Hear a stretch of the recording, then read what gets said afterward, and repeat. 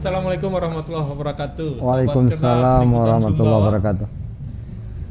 Saat ini di studio Liputan Sumbawa sudah ada Kepala Balai Pengawas Ketenagakerjaan Bapak Zulkifli.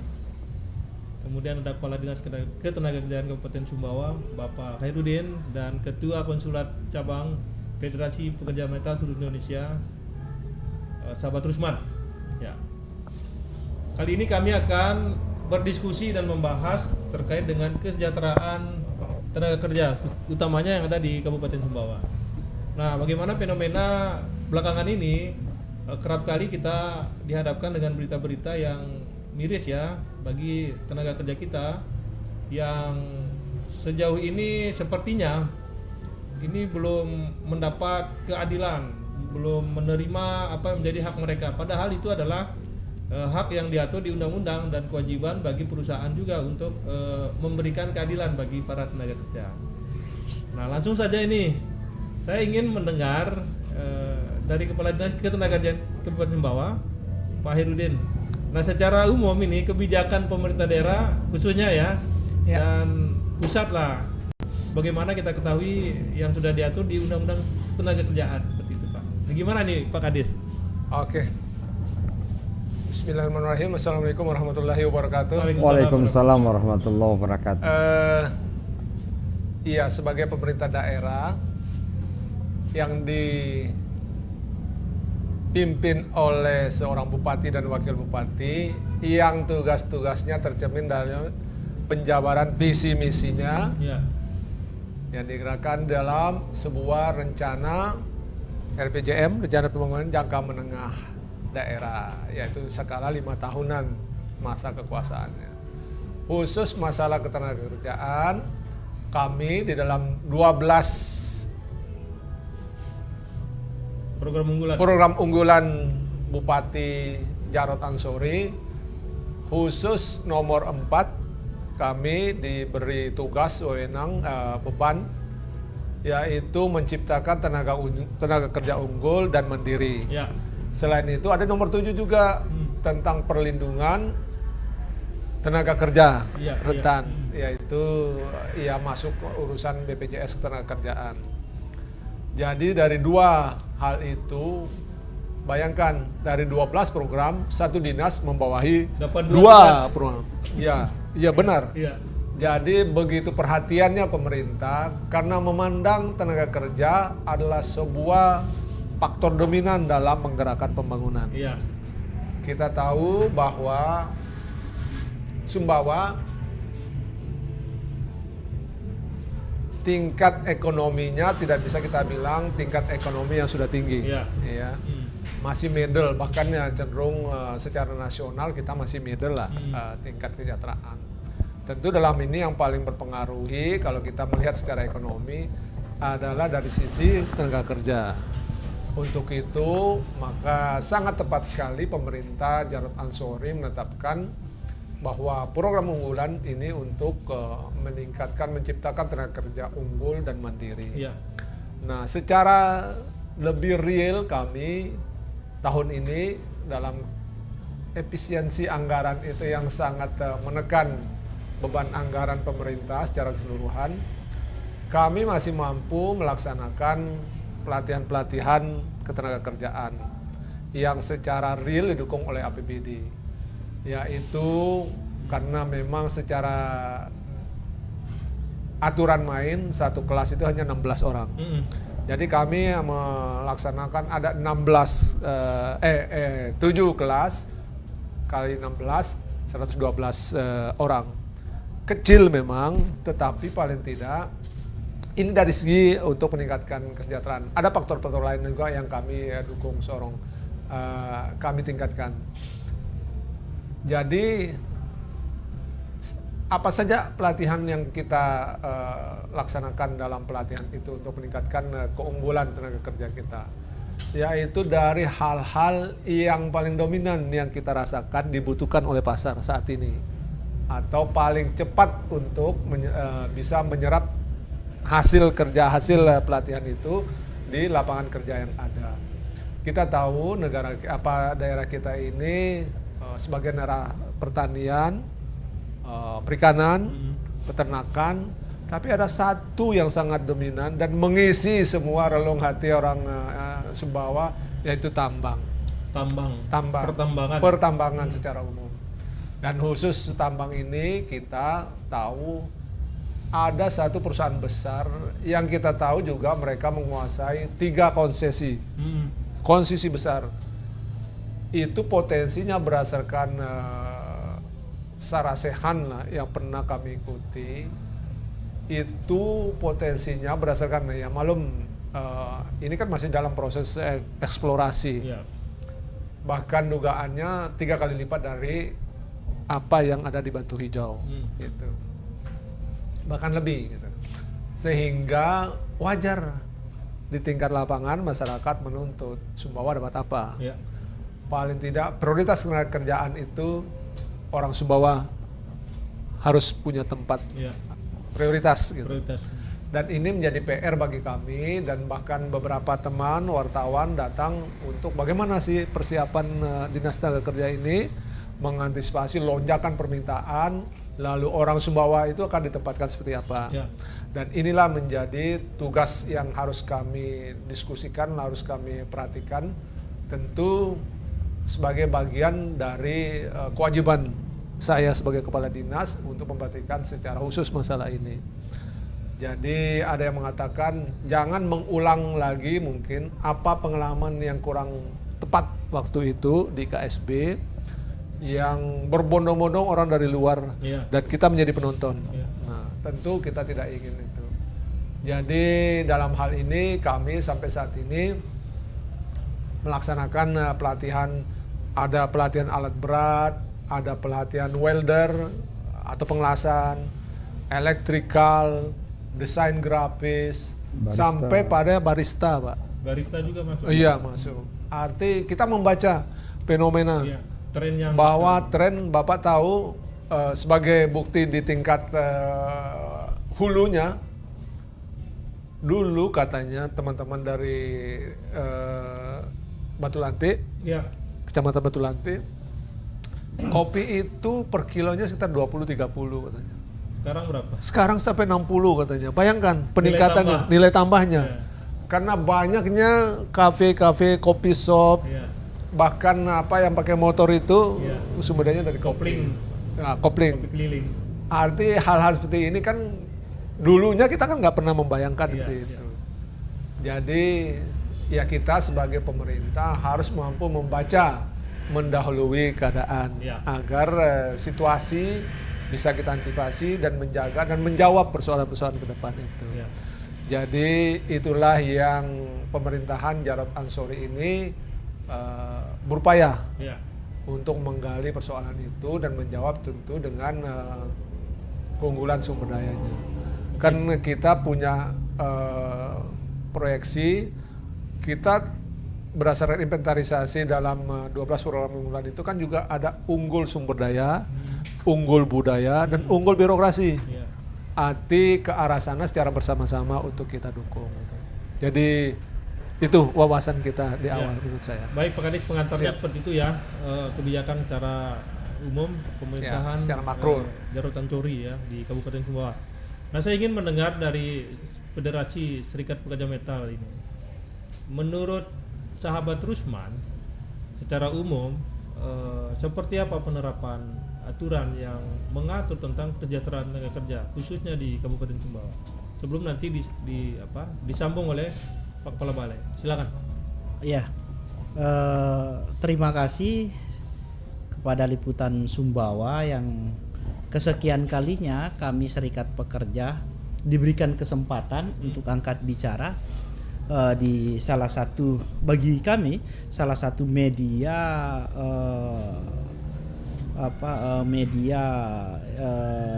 menjadi penyalur ya aspirasi dari semua lapisan masyarakat, termasuk teman-teman pekerja, kawan-kawan pekerja atau buruh.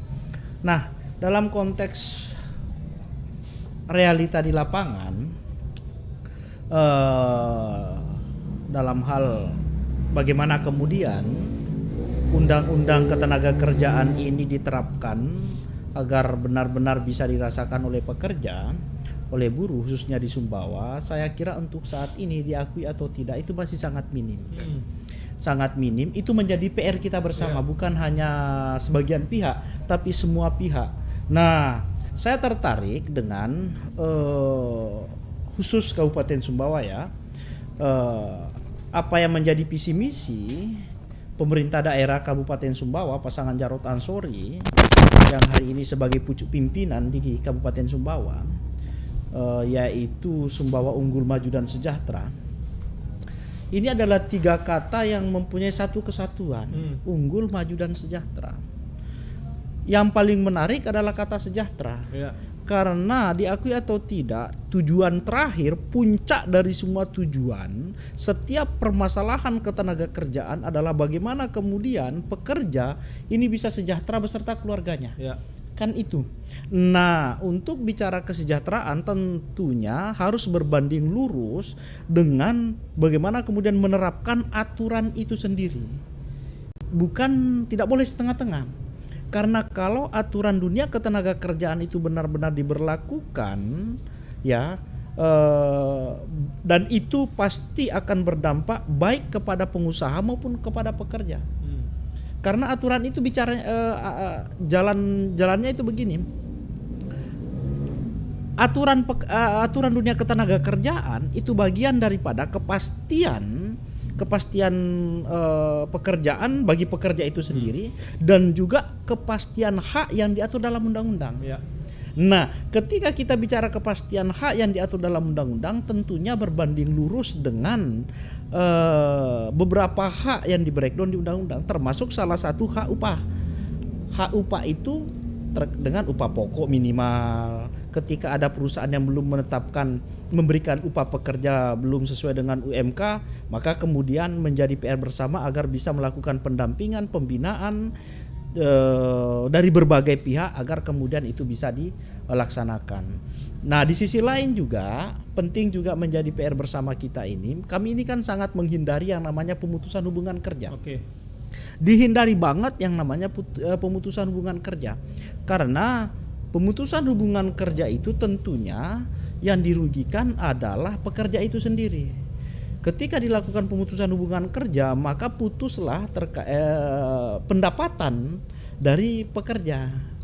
Nah, maka sehingga saya katakan tadi menjadi PR bersama agar bagaimana kemudian baik kami Serikat Pekerja yang kebetulan malam ini juga hadir Kepala Dinas Ketenagakerjaan, juga hadir Kepala Balai Pengawas Ketenagakerjaan untuk wilayah Pulau Sumbawa, untuk bahu-membahu bergandengan tangan memberikan entah itu arahan atau apapun itu judulnya, agar kemudian apa yang menjadi hak pekerja adalah kewajiban pengusaha, apa yang menjadi hak pengusaha adalah kewajiban pekerja. Di sisi lain bagaimana kemudian kita menciptakan hubungan harmonisasi antara pekerja dengan pengusaha. Di sisi lain juga bagaimana kemudian sama-sama memahami terkait dengan tugas dan tupoksi masing-masing. Jadi menyambut tadi itu harapannya jadi penting juga, bukan hanya kemudian kita menciptakan tenaga kerja yang unggul, tapi di samping menciptakan tenaga kerja yang unggul juga bagaimana kemudian kita memperhatikan kesejahteraan pekerja. Karena pekerja diakui atau tidak salah satu lapisan masyarakat yang menentukan pertumbuhan ekonomi. Diakui atau tidak, pekerja itu sebagai salah satu dasar pertumbuhan ekonomi. Karena pekerja itu di samping sebagai konsumtif, di sisi lain sebagai produktif yang memproduksi. Ketika upah naik, maka tentunya daya beli naik. Maka perputaran dan pertumbuhan ekonomi juga aman. Nah, kira-kira demikian untuk sementara. Pak Kepala Balai. Baik. Dari 2 narasumber sebelumnya, dari perspektif pengawasannya seperti apa nih untuk menuju kesejahteraan pekerja? Baik, terima kasih. Bismillahirrahmanirrahim. Assalamualaikum warahmatullahi wabarakatuh. Waalaikumsalam. Yang saya hormati Pak Kadis Akertrans Kabupaten Sumbawa, Bang Rusman Porlap ya. Kepala Konsulat. Konsulat cabang. Kepala cabang sajalah. Ya kan? Kepala cabang.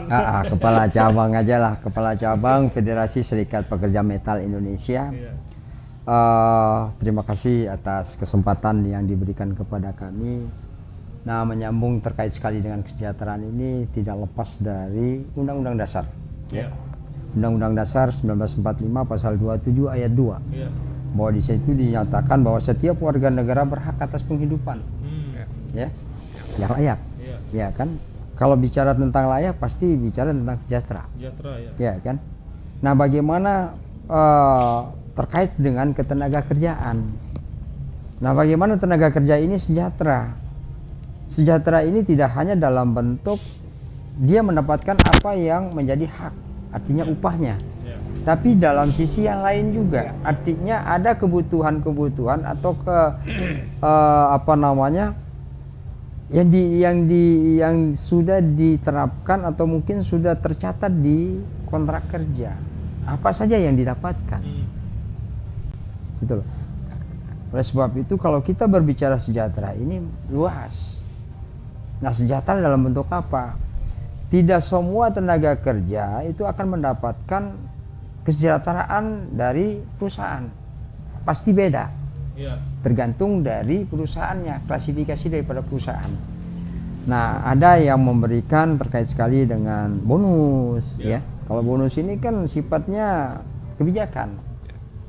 Ada yang memberi, ada yang tidak. Nah, disinilah pasti akan muncul yang namanya kesenjangan. Akhirnya ya PHK pasti ada. Ya. Terus yang kedua terkait sekali dengan ya mungkin dikatakan mogok kerja dan lain sebagainya. Karena ada tuntutan-tuntutan yang dalam hal ini tidak dilaksanakan.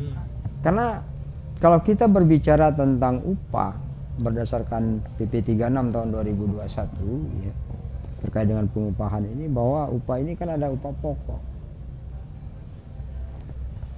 Selain dari upah pokok kan pasti ada juga terkait sekali dengan upah yang tidak terkait sekali dengan terkait tunjangan dan lain sebagainya. Nah, ini yang perlu kami garis bawahi, bahwa kesejahteraan ini ya sifatnya tentatif, artinya ya tergantung dari sisi pemaknaan daripada pengusaha ya selaku pemberi kerja. Karena pada saat terjadinya hubungan kerja pasti ada perintah. Seperti apa sih perintahnya? Kontraknya itu apa? Iya, apa saja pekerjaannya. Terus apa saja hak yang akan didapatkan dan kewajiban apa yang akan dilaksanakan oleh pemberi kerja. Nah, ini yang yang perlu kami pahami, yang perlu dipahami oleh para tenaga kerja. Sebelum melaksanakan perintah pasti harus ada kata sepakat di situ. Ya, kata sepakat yang tertuang di dalam kontrak kerja. Ya, perjanjian kerja, apakah waktu tertentu atau tak tentu. Karena di Indonesia hanya ada dua, ada PKWT dan PKWTT. Hanya dua saja. Nggak ada yang lain. Seperti itu. Oke.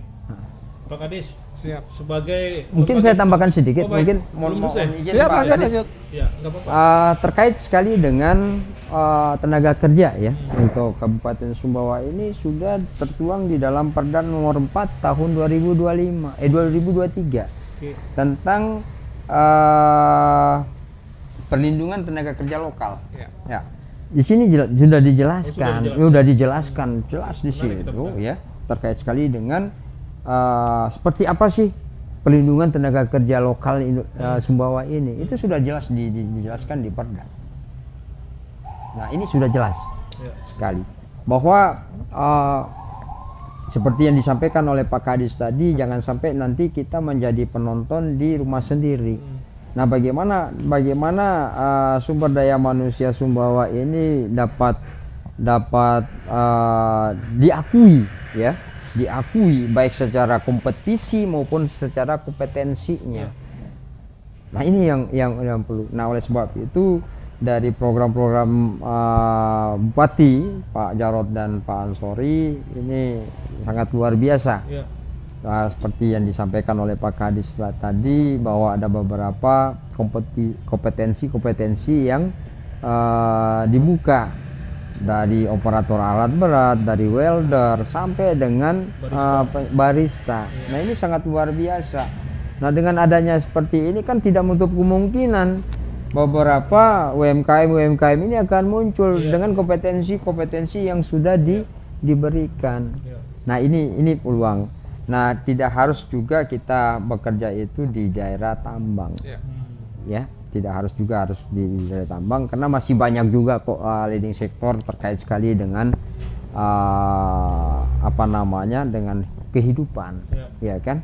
Ya seperti misalnya kalau malam minggu ya kan ada Car Free Night, CFN. Nah di situ bisa ya kita gunakan manfaatkan terkait sekali dengan kondisi ini. Di paginya ada Car Free Day, ya kan? Ini adalah peluang. Nah sekarang bagaimana peluang ini ditangkap oleh masyarakat kita, gitu loh. Kalau kita mau berbicara sejahtera, ya kan? Seperti itu. Baik. Makasih Pak Kepala Balai. Pak Kades selaku eksekutor pelaksana undang-undang, pelaksana perda. Nah, melihat situasi kita saat ini, seperti apa Pak Kades penerapan yang disebutkan tadi terakhir perda perlindungan tenaga kerja lokal, kemudian apakah perusahaan yang tadi dengan tenaga kerjanya sudah benar tidak dilaksanakan? Seperti itu Pak Kades. Siap. Terima kasih. Seperti yang saya buka di awal itu, sebagai contoh, saya setelah tahu membaca data kantor, banyak sekali capaian masih di bawah standar. Di bawah. Iya. Kalau dalam istilah parameter pemerintahan ada IKU, AKU, indikator kerja utama, indikator kerja. Jadi itu ada parameter-parameter apa yang sesuai dengan tugas pokok dan fungsi kita. Misalnya bidang tenaga kerja, berapa perusahaan yang sudah membuat karyawannya perjanjian kerja, ada asosiasi enggak di dalamnya yang akan melindungi mereka untuk berkomunikasi kepada pemberi kerja.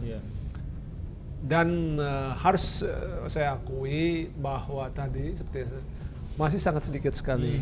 Hanya pekerja perusahaan-perusahaan besar ya seperti Aman, SJR, hal-hal seperti itu saja yang punya. Ada sih berapa misalnya seperti Pak Mayung ini punya Sunaokin ya, Sumber Mas seperti itu. Yang lain-lainnya tidak usah saya sebutkan. Belum ada gitu. Belum ada kontrak? Belum ada perjanjian kerjanya, sehingga padahal di dalam aturan main itu ketika orang bekerja sudah memenuhi standar misalnya 1 minggu 40 jam kerja, arti kalau 5 hari kerja dia 8 jam sehari, kalau 6 hari berarti kalau 6 hari kerja berarti sekitar 6 jam bekerja dari pagi sampai siang.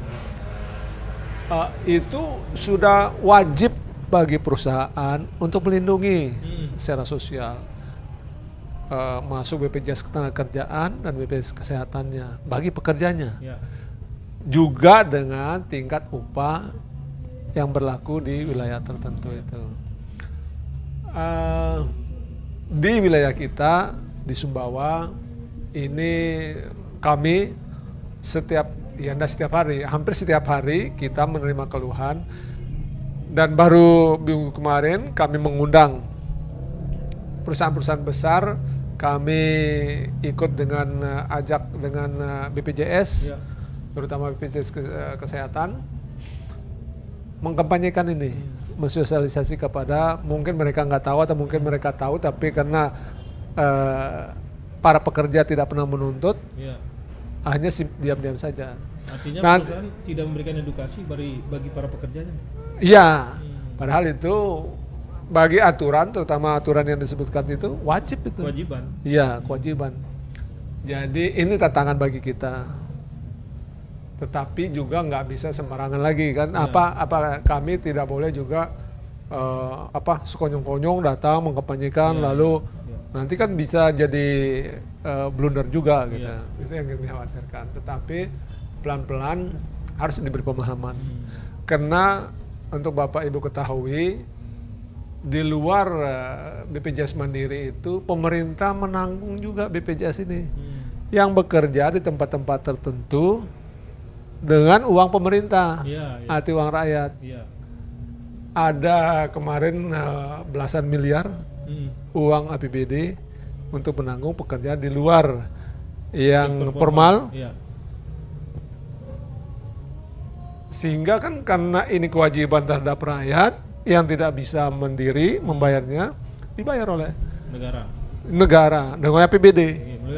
Iya, beban APBD.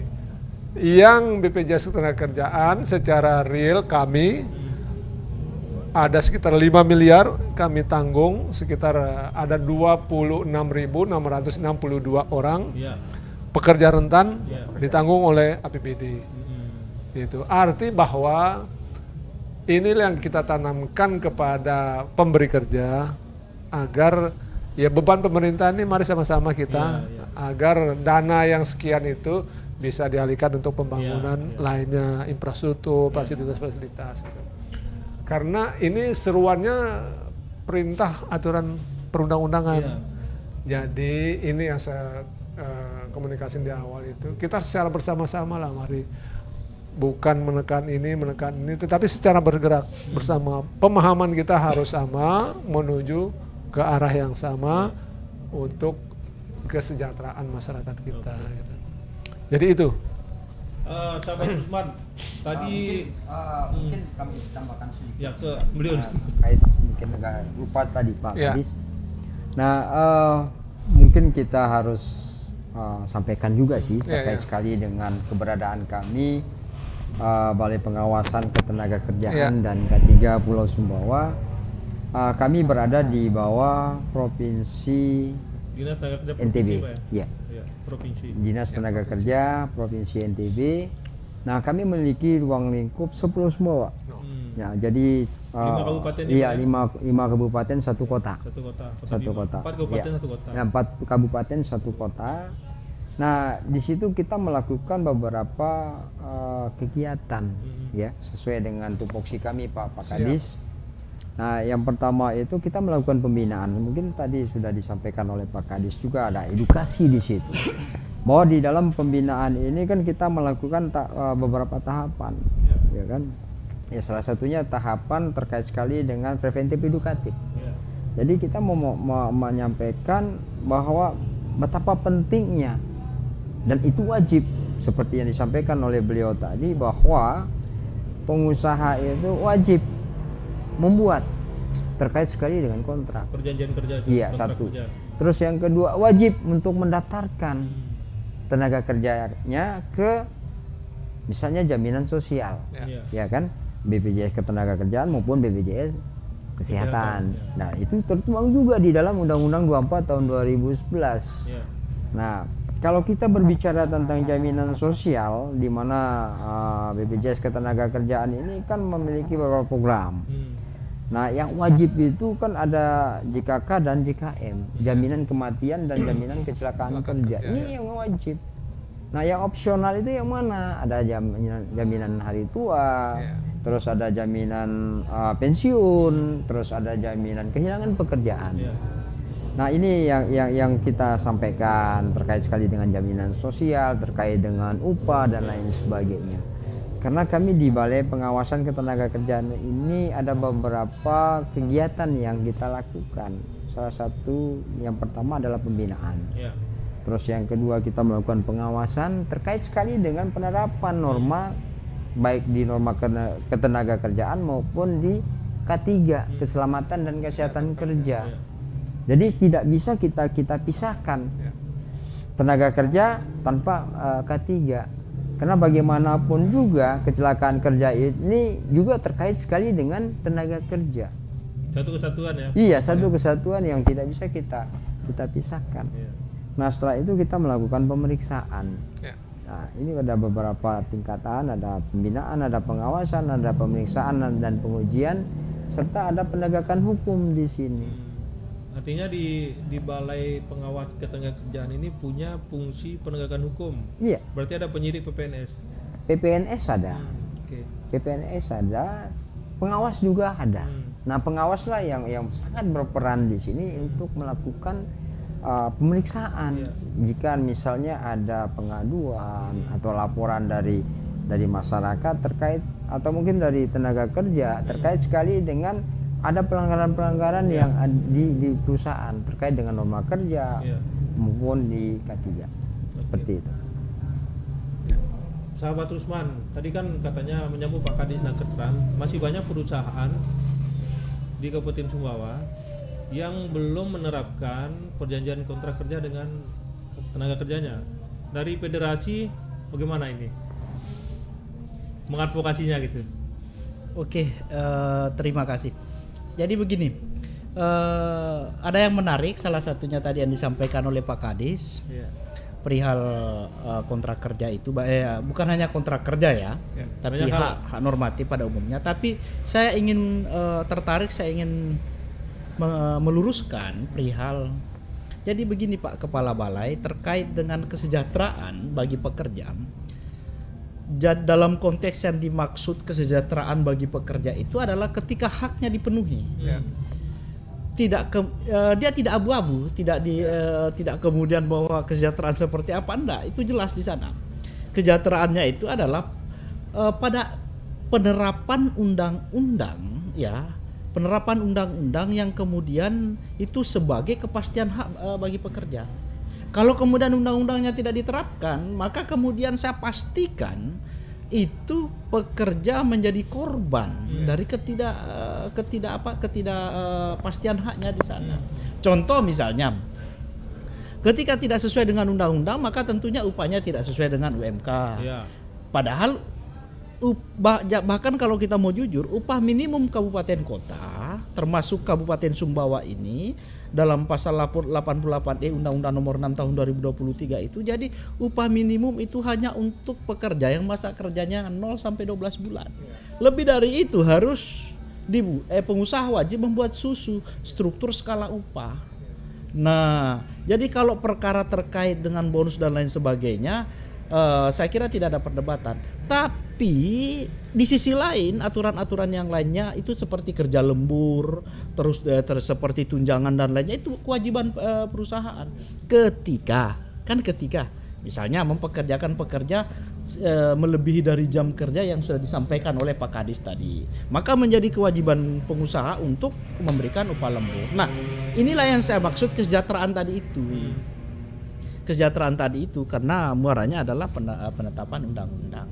Jadi bukan lagi kemudian kita ingin mendiskusikan kesejahteraan seperti apa. Tidak, ini fokus saja terkait kesejahteraan bagi pekerja. Karena pendapatan pekerja sangat menentukan kehidupan pekerja dengan keluarga anak istrinya.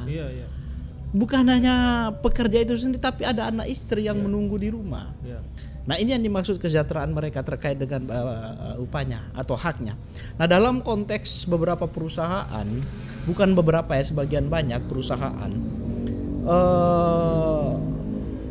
memang iya bahwa masih banyak perusahaan yang belum, entah itu disebut sebagai apa ya, bisa disebut bahwa belum patuh terhadap undang-undang karena belum sesuai dengan undang-undang, terkait dengan kontrak kerja, terkait dengan upah, terkait dengan kelebihan jam, terkait dengan hak-hak lainnya. Bahkan di sana kan wajib diberikan ada hak istirahat, kerja lembur diberikan waktu istirahat dan makan segala macam yang lainnya. Nah, kami menanggapi itu bahwa kemudian disinilah peran kita masing-masing. Kami sebagai serikat pekerja masuk di pekerjanya untuk kemudian memberikan pemahaman dan pendidikan dan informasi kepada pekerja bahwa ini loh hak kalian, wajib diminta kepada pengusaha. Apabila pengusaha tidak memberikan, maka kemudian ini harus disampaikan kepada Dinas Ketenagakerjaan. Dilaporkan gitu. Loh iya, harus dilaporkan kepada Dinas Ketenagakerjaan. Di samping melaporkan kepada Dinas Ketenagakerjaan, di sisi lain juga harus dilaporkan kepada Balai Pengawas. Karena tidak semua di Dinas Ketenagakerjaan, ada beberapa hal tentunya ada di Balai Pengawasan. Ada fungsi masing-masing gitu. Mengawasi atau pengawasan terhadap beberapa perusahaan ini. Nah, terus penting juga menjadi karena begini, karena masih banyak perusahaan yang belum mencatatkan kontrak kerja beserta pekerjanya kepada Dinas Ketenagakerjaan. Jadi ada juga yang mencatatkan, ini beberapa temuan kami Pak Kadis, informasi juga mencatatkan kontrak kerja yang kontrak kerjanya itu tidak sesuai dengan undang-undang. Nah, sehingga kemarin saya sempat diskusi dengan Pak Kabid bidang HI di Dinas Ketenagakerjaan. Cuman belum sempat koordinasi dengan Pak Kadis. Memang saya akui juga belum sempat, tapi sudah sempat koordinasi. Jadi kalau ada perusahaan yang datang ke Dinas Ketenagakerjaan untuk mencatatkan kontrak kerjanya, dan apabila kontrak kerjanya tidak sesuai dengan undang-undang, berikan pemahaman. Iya. Oh, ini kalau mencatatkan kontrak kerja ini jangan langsung diterima. Kalau kemudian Dinas Ketenagakerjaan itu menerima dan dicatatkan, maka tidak salah kita kalau kemudian berpikir, oh berarti dinasnya juga ikut melanggar undang-undang. Menerima kesalahan itu. Karena Dinas Ketenagakerjaan mengiyakan kontrak kerja yang tidak sesuai dengan undang-undang. Kan ini contohnya perusahaan mana? Contohnya misal kalau perusahaan mana mungkin ya contoh maksudnya contoh jenis tapi pekerjaan apa? Kalau jenis kontraknya contohnya adalah kontrak kerja PKWT atau PKWTT. Kalau PKWT ini adalah perjanjian kerja waktu tertentu yang hanya boleh diberikan kepada pekerja yang dimana si perusahaan ini mengerjakan pekerjaan yang sifatnya satu, waktunya tidak terlalu lama. Dua, sifat pekerjaannya itu musiman. Tiga adalah produk baru atau kegiatan baru atau produk yang masih dalam penjajakan di perusahaan itu. Ini adalah yang boleh diberikan kontrak kerja PKWT karena ini pekerjaan tidak tetap. Nah, ketika ada perusahaan yang sejak dia berusaha di Sumbawa atau perusahaan lokal yang sejak berdiri perusahaannya sekian tahun bahkan puluh tahun itu saja pekerjaannya, berarti sifatnya tetap, maka wajib diberikan kontrak kerja tetap PKWT, perjanjian kerja waktu tidak tertentu. Itulah salah satu contohnya. SPBU.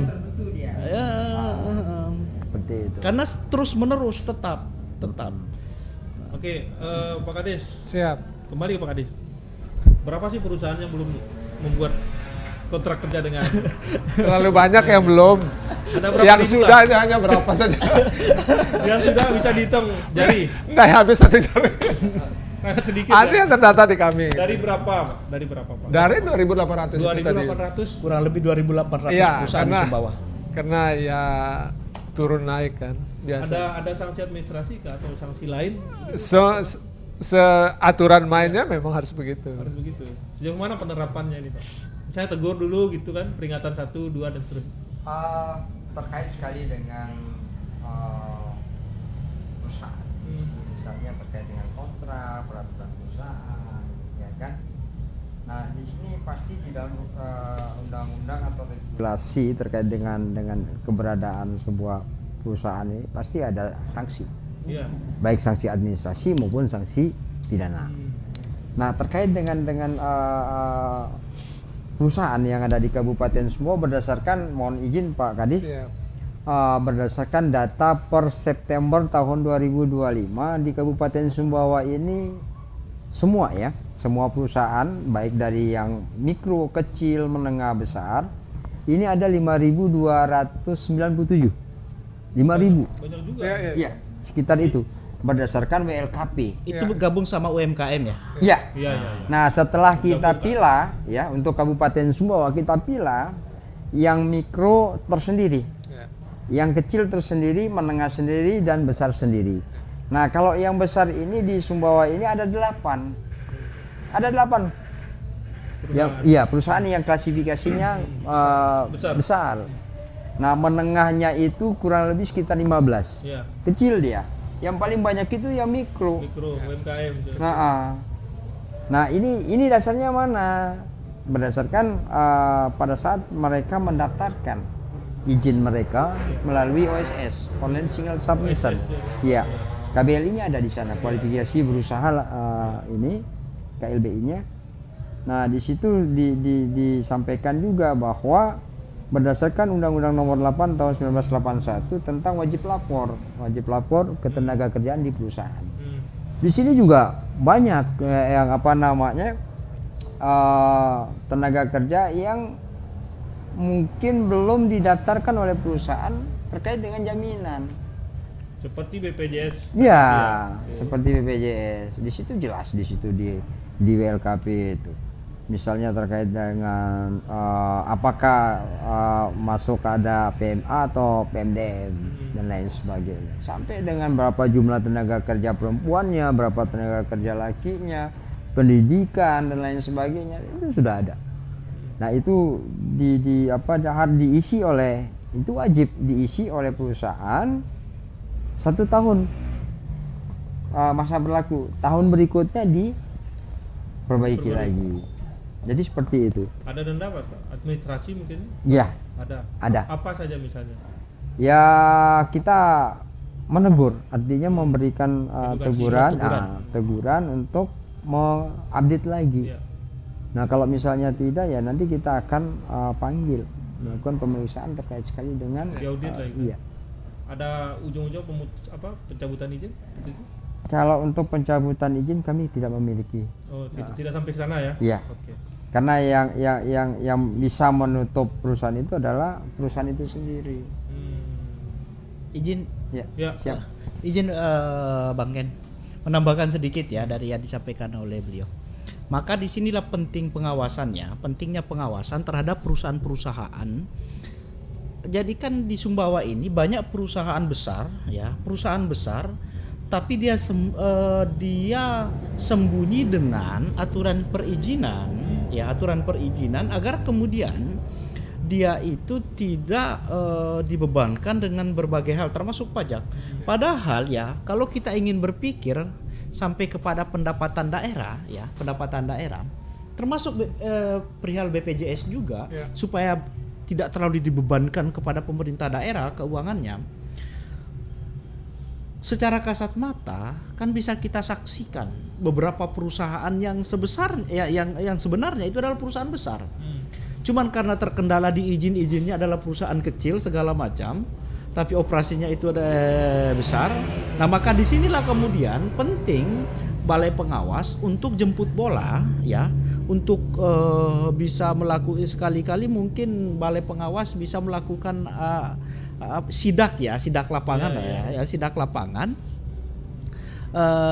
untuk mempertanyakan terkait dengan perusahaan itu yang izinnya kecil tapi sebenarnya adalah perusahaan besar. Pelaksananya besar. Ya. Karena begini, bayangkan beberapa perusahaan yang pendapatannya besar banget, tapi izinnya itu perusahaan kecil, maka berpengaruh ke pajak. Iya, retribusi. Iya. Itu yang pertama. Yang kedua, penting juga BPJS ini kan BPJS Ketenagakerjaan ini kan di dalamnya juga ada BPJS Kesehatan. Supaya pemerintah daerah tidak menanggung BPJS Kesehatan pembayarannya, maka kemudian perusahaan itu wajib memberikan BPJS Kesehatan yang tercover di dalam BPJS Ketenagakerjaan itu sendiri, jaminan kesehatan pekerja, agar kemudian tidak dibebankan kepada keuangan daerah tadi itu. Yang lebih lucu lagi adalah ada perusahaan nasional ya, ke beberapa waktu lalu sempat saya diskusi dengan Pak Kepala Balai juga, perusahaan nasional. Lalu kemudian dia ada cabangnya ada di salah satunya di Sumbawa. Lalu kemudian di BPJS Ketenagakerjaannya itu tidak perusahaan itu tidak mau menanggung BPJS kesehatannya. Ini swasta atau apa? Swasta. Tidak mau memberikan jaminan kesehatan kepada pekerja. Akhirnya ketika si pekerja ini mengalami sakit dengan BPJS kesehatan yang diberikan oleh pemerintah, lagi-lagi pemerintah harus yang membayarkan. Harusnya kan ada dari perusahaan berdasarkan iuran. Kan ini kan berdasarkan iuran, toh juga ini berdasarkan iuran. Supaya kemudian ada berimbang terkait dengan keberadaan perusahaan itu, agar benar-benar kembali ke tadi itu, benar-benar memberikan asas manfaat, bukan hanya kepada pekerja tapi kepada pemerintah daerah Sumbawa juga dong. Kan begitu. Bukan hanya datang, mohon maaf ya. Saya begini, prinsip kami begini. penting saya sampaikan, kami Serikat Pekerja itu bukan anti terhadap investor, tidak. Kita hanya ingin keseimbangan kok. Jangan sampai datang ke Sumbawa, mencari uang di Sumbawa, mempekerjakan orang Sumbawa, lalu kemudian tidak memberikan asas manfaat buat orang Sumbawa. Lebih jahat lagi kalau menindas orang Sumbawa. Kan ini yang tidak kita inginkan. Tapi bagaimana kemudian niat mendatangkan investor dengan membawa pertumbuhan ekonomi, membawa kesejahteraan bagi pekerja, memberikan asas manfaat untuk pemerintah daerah Sumbawa. Dan dia juga mendapatkan keuntungan dari itu, kan begitu.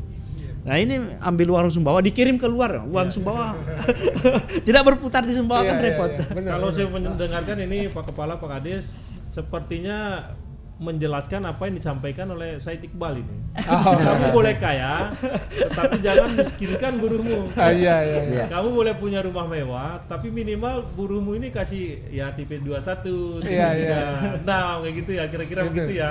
Begitu ya? Kurang lebih. Pak, saya kembali ke Pak Kades. Pak Kades, pernah nggak ada sosialisasi dengan katakanlah kita persempit lagi nih 2.800 perusahaan tentang apa yang kita diskusikan malam ini, terutama tentang kegelisahan Pak Kepala Balai, Serikat Pekerja, begitu Pak Kades? Ya, ada. Contoh misalnya yang saya ikut, kami mengajak temannya beliau, kita ke hutan di perusahaan tambak. Kita kumpul semua karyawannya, kita solusi, kita berikan apa hak-hak dan kewajiban mereka. Dan difasilitasi oleh pemberi kerja. Iya, perusahaan. Dan alhamdulillah ternyata antusias pekerja-pekerja itu. Sampai detail. Karena saya dengan teman-teman saya yang punya tugas untuk itu sebagai fasilitator, sebagai mediator, yang teman diskusinya Bung Rusman ini. Beliau kan sering ke kantor, jadi diskusinya bagus, saya senang begitu. Jadi kita bersama-sama mengurus kolaborasi. Jadi supaya kan komunikasi ini jadi persoalan. Selain itu, kami juga mengundang untuk ke kantor. Kita undang teman-teman untuk memberikan pemahaman, pengarahan. Jadi kepada perusahaan-perusahaan, pemilik perusahaan, kita undang. Yang besar-besar ya kita datang. Ke SJR kita datang, Aman kita datang, yang gampang kan yang besar. Dan alhamdulillah kooperatif semua yang saya tahu. Ya mungkin karena kalau kita kurang komunikasi ke mereka, mereka diam aja gitu. Malum kan. Kalau ada masalah baru aktif. Nah. Makanya ya kenapa saya bilang kita butuh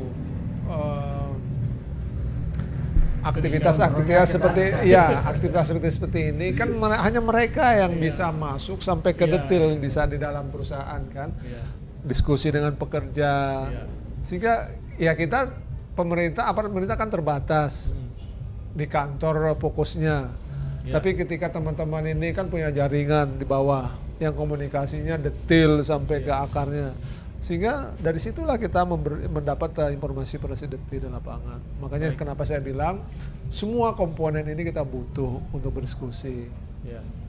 Supaya ya persoalan perusahaan bangsa ini kita bisa jalani bersama. Gitu. Kolaborasi, benar Pak. Kan itu sistem setelah diterjemahkan pengalaman dunia hidup ini, ternyata kolaborasi itu salah satu kunci untuk kita meraih. Jadi bukan persaingan, bukan menistakan yang lain, tetapi mari ajak secara bersama. Pesaing pun kita ajak bersama. Dan ternyata hanya itu cara untuk meraih loncatan-loncatan ke depan. Supaya melenting benar. Jadi ya seperti itu. Kita nggak boleh anti kepada aktivis kepada teman-teman, karena dari mereka lah kita memperoleh sudut pandang lain. Kan kadang-kadang kita misalnya kita pemerintah ini nyaman dengan kondisi jalan, tapi lupa cara pandangnya ternyata dari sudut lain kan beda gitu. Oh iya memang benar, kita lupa mungkin kan, karena ya kita punya keterbatasan, jadi terbatas waktu, sumber daya segala macam kan. Ketika ada teman yang sukarela punya pemahaman terhadap itu, oh iya, Sehingga kita butuh. Kemarin saya diskusi sama Mbak siapa lama juga, Pipin. Lama pergi ke Jakarta, dia katanya ketemu sama Bang Iqbal ya Pak ya? Iya. Oh iya, sampaikan salam Sumbawa siap bergerak saya. Artinya kan untuk kita membangun. Iya. Karena infonya dia sudah diakomodir sama Pak Presiden untuk kemari. Langsung aja komunikasikan, nggak usah dari luar pagar gitu. Oh iya siap, kita juga suka begitu saya. Jadi itu. Baik. Pandangan kita. Kita closing statement dulu. Saya ingin dengar dari Kepala Balai dulu. Closing statement kita supaya penonton masyarakat ini dapat pemahaman. Ya, kira-kira dengan setelah podcast ini teman-teman pekerja juga tahu hak kewajibannya, perusahaan juga tahu hak kewajibannya. Silakan Pak Kepala Balai. Baik. Terkait dengan ketenaga kerjaan ya di Sumbawa ini, harapan kami seperti disampaikan oleh beliau tadi Pak Kadis, kolaborasi. Kalau saya sih satu lingkaran, artinya satu lingkaran yang tidak terputus. Jadi di situ ada pemerintah, ada serikat, ada tenaga kerja, ada pengusaha. Jadi jadi sistem-sistem ini yang harus dibangun, ya kan, harus dibangun agar supaya apa yang menjadi tuntutan daripada pengusaha, apa yang menjadi tuntutan daripada tenaga kerja, dan bagaimana undang-undang itu diterapkan, maka inilah lingkaran ini yang harus dibangun. Seperti itu. Bung Rusman, sahabat Rusman. Ya, terima kasih. Terakhir, sebagai closing statement saya, pekerja itu adalah aset, bukan keset. Ingat ya, bukan keset. Bukan, pekerja itu adalah aset, bukan keset. Karena dia aset, salah satu-satunya penunjang utama produktivitas perusahaan itu jalan apa tidaknya, ya si aset tadi itu, pekerja itu.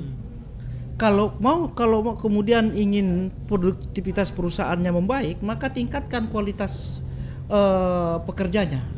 Dengan cara apa? Dengan cara memberikan dan memenuhi semua hak-haknya sesuai yang diatur dengan undang-undang, agar kemudian apa yang menjadi cita-cita bersama kita ini untuk mewujudkan pekerja yang sejahtera beserta keluarganya itu dapat diwujud. Tentunya juga ini agar apa yang menjadi salah satu visi misi dari pemerintah hari ini sebagai Sumbawa yang unggul, maju dan sejahtera tadi itu. Maka sekali lagi, pekerja itu adalah aset, bukan keset. Terima kasih. Pak Kadis Nakertran, terakhir. Siap. Pertama saya berterima kasih kepada forum ini. Ini pertama saya ikut podcast. Paling tidak saya sangat berharap di luar sana para pendengar kita bisa memberi umpan balik kepada kami. Sudut pandang kami tentu beda dengan sudut pandang semua.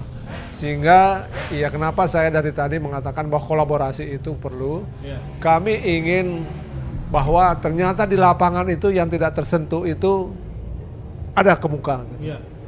Jadi sampai saat ini kami sangat berusaha untuk memperbaiki diri, arti pelayanan pemerintah, karena sebagaimana beban yang diberikan oleh pemerintah saat ini, kami itu fokus kejar ini.